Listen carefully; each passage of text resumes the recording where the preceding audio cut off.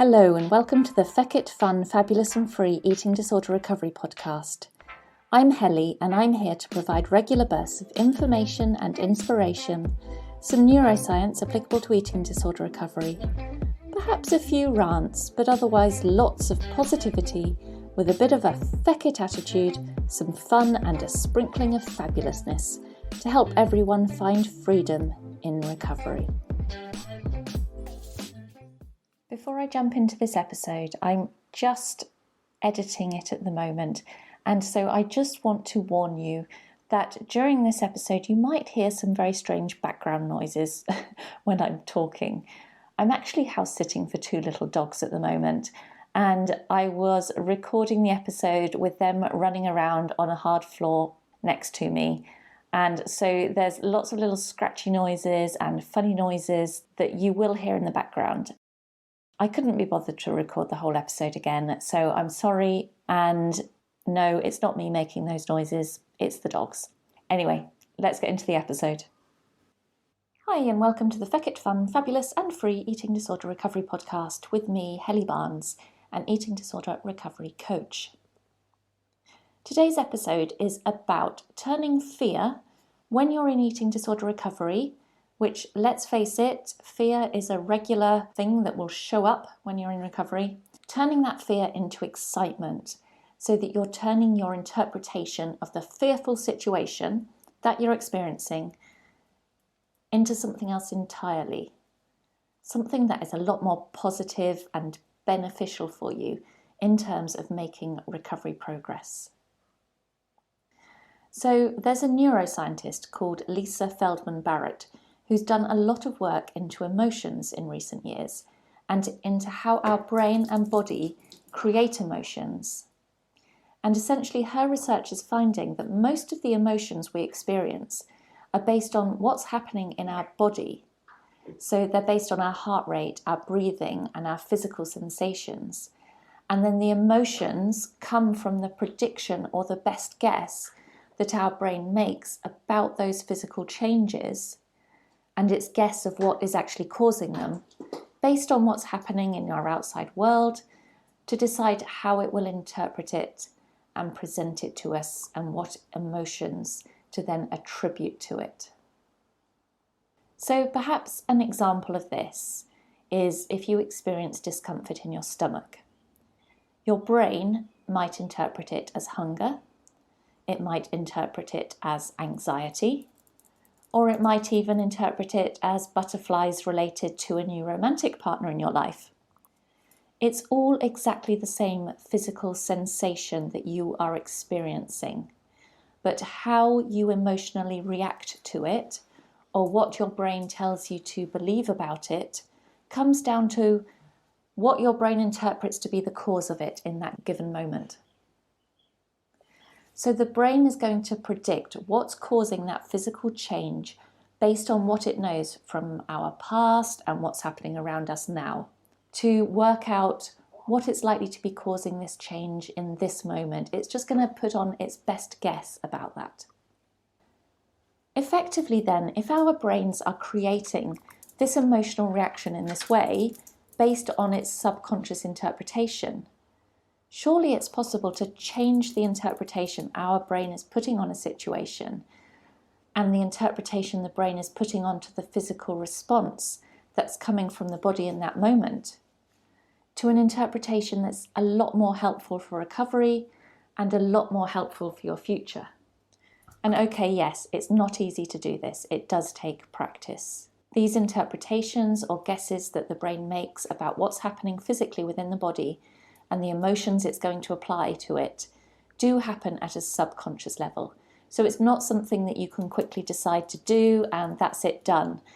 It takes focus and practice and applying conscious effort to reevaluate the situation you're in and change the interpretation you're putting onto the event. But if you can do this, it will aid the rewiring process and it will make recovery that bit easier to get through. And dare I say it, I think I'm going to, it might even make recovery that bit more fun as well.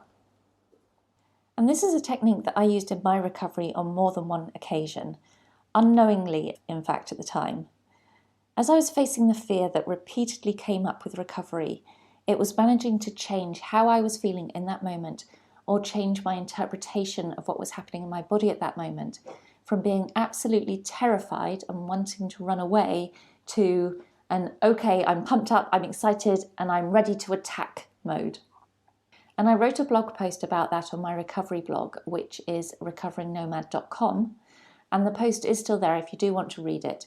But as this is quite a powerful tool, it's worth really highlighting it here on this podcast.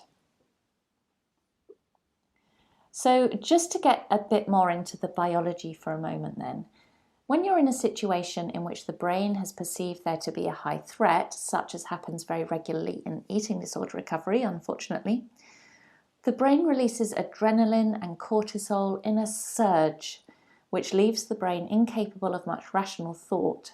You get tunnel vision, your heart starts to race, and you get sweaty and clammy.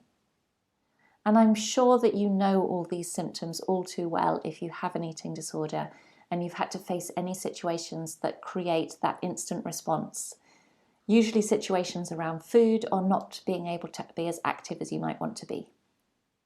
And in eating disorder recovery, when you are trying to recover from the eating disorder and face more food daily, this baseline and intensive fear response is the very reason that recovery is so hard and the reason so many people don't progress with any real momentum in terms of actually getting better. Because it takes a lot of commitment and learning new skills to really start to override the fear in order to make real progress in terms of your recovery.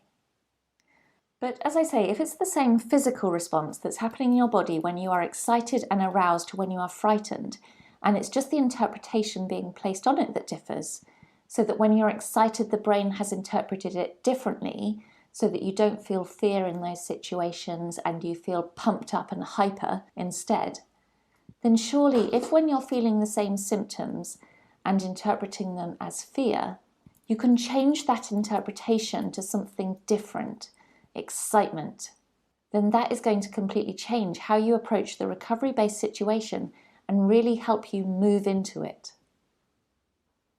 And to highlight what I mean by all this, when you look at animals in the world and you look at a lion and an antelope, the lion sees the antelope in the wild and thinks, great, there's lunch.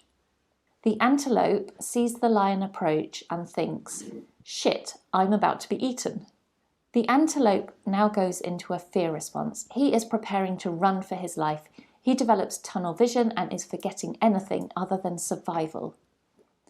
But the lion, he's not scared, he's excited. He's seen the antelope and he is thinking, woohoo, a game of chase followed by lunch.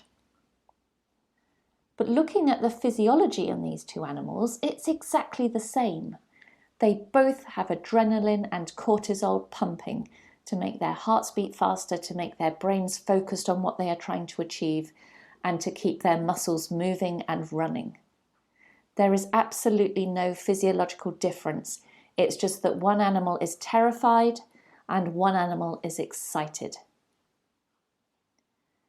And researchers have actually demonstrated that it's easier for someone who is in a highly aroused state, coming from a fear response, for them to turn that response into an alternative aroused state, but a more positive one, than it is to calm themselves down. And they use the technical term for this, anxiety reappraisal. So you are reappraising your anxious state into something more positive and more beneficial. Therefore, if we can use the stay aroused and get excited idea, doesn't that beg the question of whether you can develop skills to change inappropriate fear responses encountered in eating disorder recovery from ones of fear and into ones of excitement, so that you can face the eating disorder head on, treat the eating disorder as the antelope, and you're the lion attacking it. Get excited about attacking it. And in my recovery, I can recall a few occasions when I unknowingly did just that. I was in situations where my anxiety was spiraling. I was feeling agitated, anxious, my heart was starting to race, I had all this nervous energy that I didn't know what to do with. And at that moment, all my brain could focus on was escaping the food situation that it didn't want to be facing because it was terrified of it. But on a few of those occasions, I managed to use the strong inner frustration that I had at the eating disorder and to flick the use of that intense fear reaction around. And instead of being terrified and fleeing the situation, I managed to change the interpretation of my physical state and turn it into excitement and into attack mode. Then instead of trying to escape, I became pumped up. I charged at recovery. I used all the force I had to charge at recovery and the food, and used the tunnel vision I had to focus on being excited about really attacking my recovery and not escaping it in that moment.